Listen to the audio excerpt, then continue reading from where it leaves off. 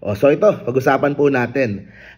Ako po ay natuwa nung narinig ko yung balita kahapon. Okay? This is really good news para sa PBBM admin.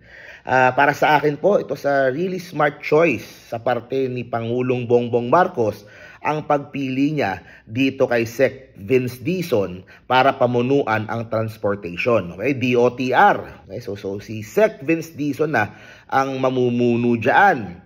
Itong si Sec Vince, he served during the administration of Pinoy. Nag-serve din siya kay Pangulong Duterte. Pero despite that, pinili siya ni Pangulong Bongbong Marcos kasi nga magaling. Okay? Isa sa mga talagang maaasahan at mga mahuhusay na I would say technocrat. Okay? Actually, hindi nga political family itong si Vince Dizon Doon ako natutuwa kasi yung naging choice ni Pangulo hindi binase sa politika, kung hindi nakabase kung who is the right person for the job. At para po sa akin, pagdating sa transportation, at of course, para sa mga gusto pang ma-achieve ni Pangulong Bongbong Marcos sa kanyang 3 years left in office, itong si Vince Dizon is the right person for the job. Actually, kung titingnan nyo yung comment section, kahit yung mga nasa kabilang side, gusto yung choice na to. They like Vince Dizon, gusto nila si Vince. Diba? Kahit yung lahat ng sides kasi nakita nila kung gaano kahusay, gaano kagaling ito. At walang halong politika, walang halong, diba? Basta ito yung trabaho ko, gagawin ko yung trabaho ko. Ganun kasimple. Okay? So, sino ba itong si Vince Dizon? Saan na ba siya nag-serve before? Okay? So, siya po ay naging CEO ng BCDA nung panahon ni Pangulong Duterte, okay, 2016 to 2021. Siya ay natalaga sa IATF, diba? sa COVID-19. So, isa siya sa mga nag-handle din nung panahon na yon. Tapos, ito pa yung isang critical dyan. Tinalaga siya bilang Presidential Advisor on Flagship Programs and Projects from 2019 to 2022. So, yung mga panahon na yon, yung mga build na gustong magawa o gustong maparatsyada ni Pangulong Duterte, itong si Vince Dizon ang trumabaho. And in fairness naman kay Pangulong Duterte, yung mga proyekto na may mga natapos naman doon sa build. At nakita natin kung gaano kahusay itong si Vince when it comes to managing yung mga malalaking proyekto na yan. Okay? No nonsense guy. Okay? Kaya ganoon na lang yung nagiging tiwala sa kanya ng mga iba't ibang pangulo. Bukod doon, nung panahon ni Pinoy, he served as Undersecretary for Political Affairs ng Office of the President. At naging Chief of Staff din siya ni dating Senator Angara, naging tapos meron na siyang mga private na kumpanya. So paano siya minsan sa public, minsan sa private. At ngayon po he will be serving para po sa DOTR. Okay? So I believe he is the right person for the job. Siya yung tamang tao para dito. Maraming mga ambitious projects, okay, na sinisimulan ngayon, ginagawa ngayon, na magandang matapos sana bago matapos yung termino ni Pangulong Bongbong Marcos. Nandyan yung mga railway projects na yan na ginagawa, yung subway, di ba, ginagawa ngayon. Tapos maraming mga airports na pagagandahin, kailangan matapos kaagad yan. Ako personally, ito ang kung magkaroon ako ng chance na makausap itong si Sec Vince, yung Mindanao Railway ang i-request ko talaga na masimulan na, makapaglagay lang ng riles doon sa Mindanao, di ba? Masimulan lang kasi ang tagal eh. So yun, sana isa yun sa masimulan yung Mindanao Railway. At ayun, tapos yung mga iba't ibang mga proyekto pa, okay? Kasama dyan yung mga ports, yung mga kailangang i-upgrade. So sa DOTR yan, sa transportation yan. Tapos of course, yung ating BRT, di ba? Yung BRT dyan sa EDSA, pinapaganda na ngayon. Yung carousel, yung mga stasyon sa SM North, nakita ko, ang ganda na. Yung BRT sa Cavite, magkakaroon daw.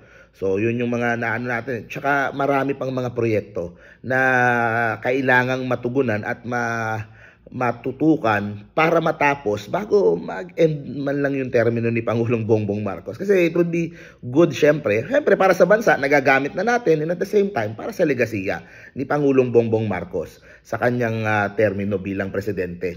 And I think itong si Vince Dizon is the right person for the job. Bukod pa doon, may mga problema kasi. May mga problema nung mga nakaraang mga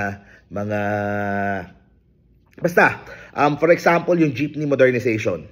Napakalaking issue niyan. Ang daming mga reklamo yung mga jeepney drivers natin. Hopefully, makahanap sila ng solusyon na patas para sa lahat. And, ayun kasi mahabang usapan yon yung mga naging problema doon sa modernization. Hindi maayos yung pagka-roll out, in my opinion Talagang hindi, para sa akin, there are more efficient ways para i-modernize yung ating jeepney at transportation system. At hopefully matutukan yun ni Sec Vince. So yun yung isa. Tapos yung itong sa airport, di ba, na-privatize itong sa airport. May mga issues, pero hopefully maiayos din. Siyempre gusto naman natin is maging maayos yung takbo ng airport na hinawakan ngayon ni San Miguel, di ba? And of course, yung mga paparatingan na airport, like I said, yung sa Bulacan, and mga iba pang airports na ginagawa ngayon. So, ang daming issues sa transportation, ang daming, of course, idagdag mo pa yung sa traffic, di ba? Yung hirap ng mga commuters natin. Sana magkaroon tayo, I believe na posible ito dito kay Sec Vince, magkaroon tayo ng Secretary ng Transportation na nakikinig sa mga hinaing ng ordinaryong mga commuters, di ba? Kasi sila yung nahihirapan pero sila yung marami, di ba? Sila yung marami, we should find a more efficient way on how to move our working population, di ba? Nang mas maayos.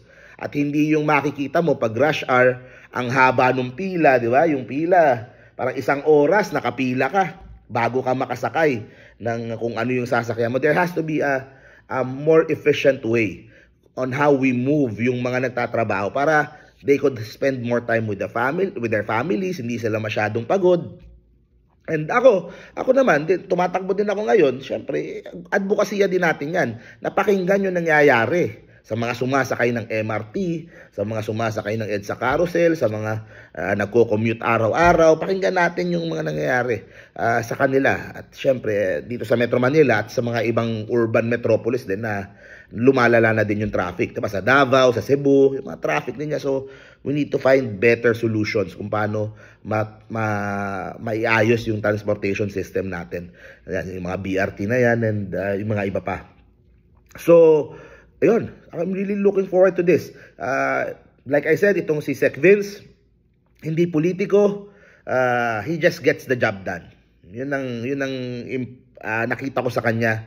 And good choice, good job, President BBM. Kasi sa totoo lang, syempre, 'di ba, someone siding with the administration, and dapat lahat ng Pilipino din, lahat naman ng Pilipino, dapat we should root for BBM to succeed.